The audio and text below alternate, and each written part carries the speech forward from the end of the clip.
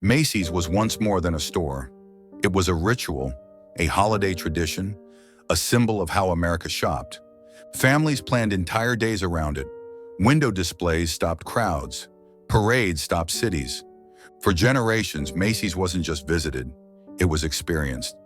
And then slowly, the experience began to change. The crowds thinned, the excitement faded.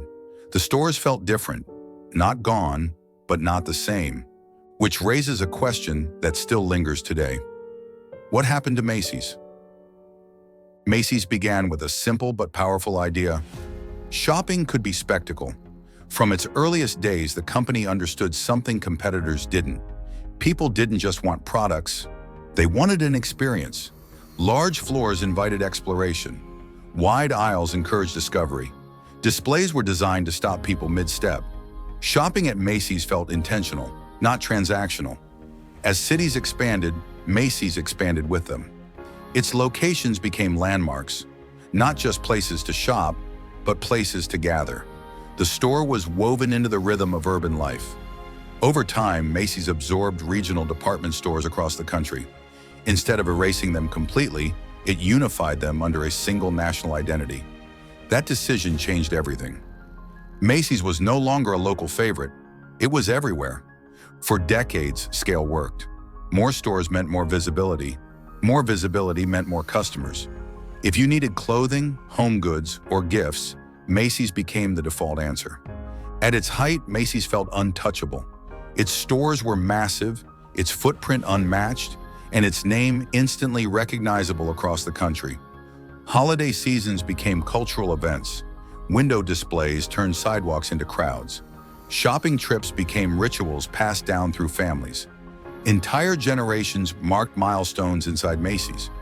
First job outfits, wedding registries, seasonal traditions. Behind the scenes, Macy's operated at a scale few competitors could match.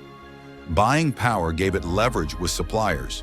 National advertising reinforced brand dominance. Centralized decision-making created efficiency and consistency across hundreds of locations. That consistency became a defining feature. Customers knew exactly what to expect when they walked through the doors. Familiar layouts, predictable assortments, and trusted private labels created comfort. For decades, that predictability felt like strength. Internally, success reinforced confidence. What worked in one city was replicated everywhere. Expansion felt logical. Optimization felt sufficient. The system rewarded scale, not experimentation. But dominance has a way of hiding danger. When a model works for decades, change feels unnecessary. Innovation begins to feel risky rather than essential. And while Macy's stood tall at the center of American retail, something new was forming around it. Quietly, quickly. The peak was real, but it wasn't permanent. The shift didn't arrive with alarms, it arrived with habits. People began shopping differently, faster, more conveniently, more selectively. Large stores started to feel overwhelming instead of exciting.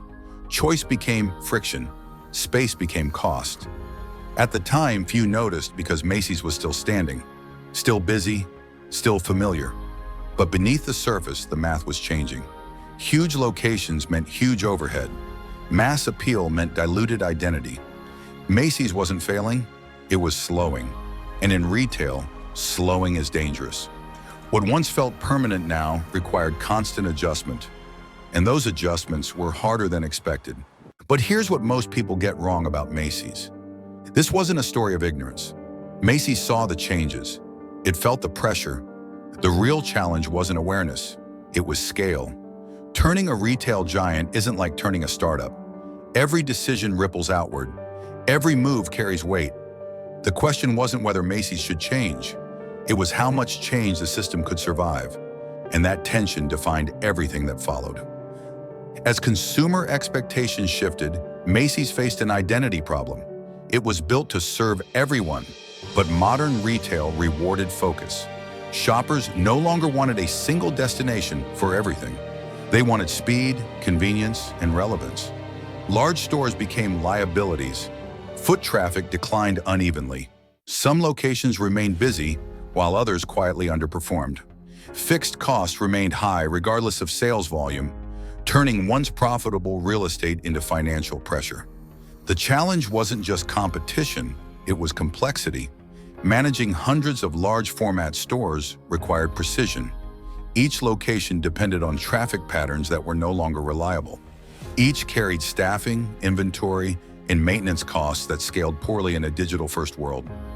At the same time, consumer loyalty fragmented. Shoppers compared prices instantly.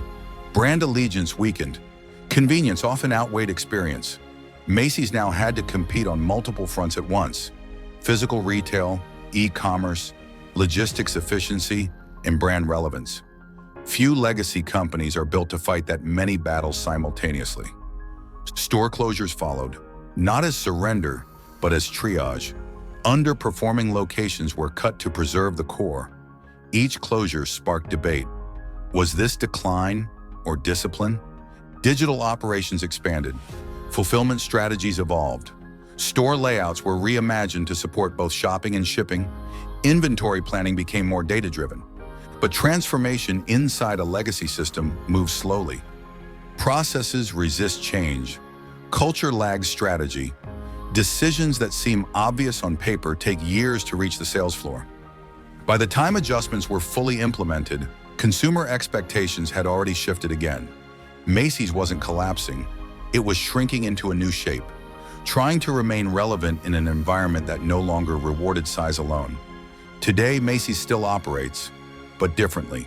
Fewer stores, more focus, greater emphasis on efficiency and digital reach.